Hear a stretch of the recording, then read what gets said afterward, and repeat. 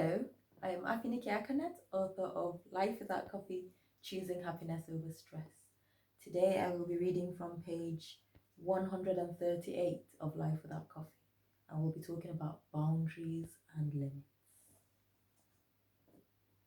Similarly, defining boundaries is very important for ourselves and others around us.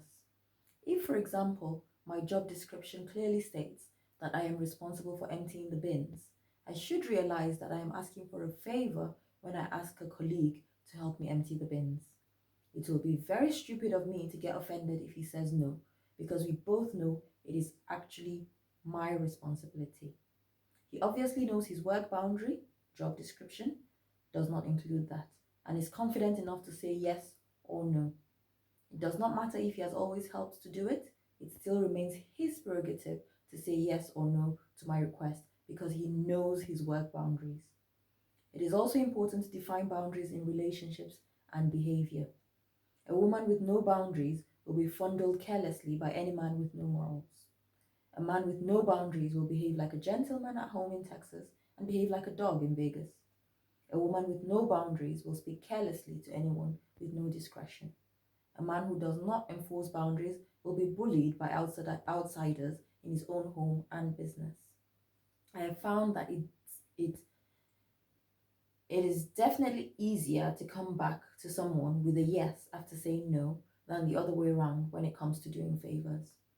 They are usually pleasantly surprised that you can now accommodate what they thought you could not. It also allows you enough time to really consider the commitment before you say yes. Obviously, in some situations, saying no too quickly could lose you a good deal or cause them more anxiety. The best answer I have found so far is, I will think about it and get back to you soon.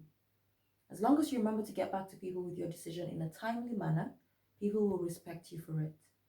Some people think, some people say, I will think about it because they find it hard to say no, even when they obviously cannot do what is required. Others say they will think about it because they genuinely need to check their diary, etc., before committing. The worst ones are the ones that say they will check and get back to you to sound busy, polite, or important, then never get back to you with a yes or a no. Saying no is very difficult for some people, even when they know that it is not in their best interest to say yes. As children, we learn to say no to negative peer pressure and temptations for fear of punishment. But when we become adults, free from the watchful eyes of parents, we sometimes lose that ability to our own detriment.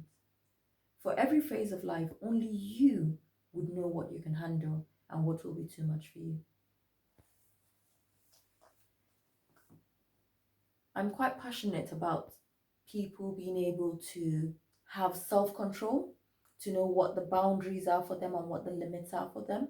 It shouldn't really be about what people will say or whether anybody's watching, but we should know what's appropriate for us and what we can take as well, what we can accept, because that's part of being a person of integrity.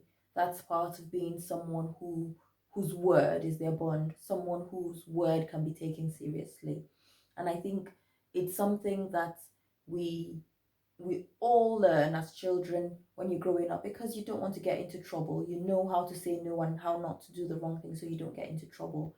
But then at some point, we get older and we have the choice to do whatever we want to do. And somehow, some people lose it and just think, well, you only live once, I can do whatever I want.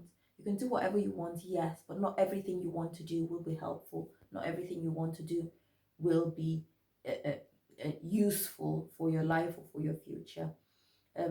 I think it's just worth reflecting today on what boundaries we're setting for ourselves, for our behavior, for what we accept, for the responsibilities we take, for the favors and the giving that we do, so that we're making sure that we're protecting our mental health, we're protecting our well-being, we're protecting our resources, so that we don't end up being drained or having a breakdown.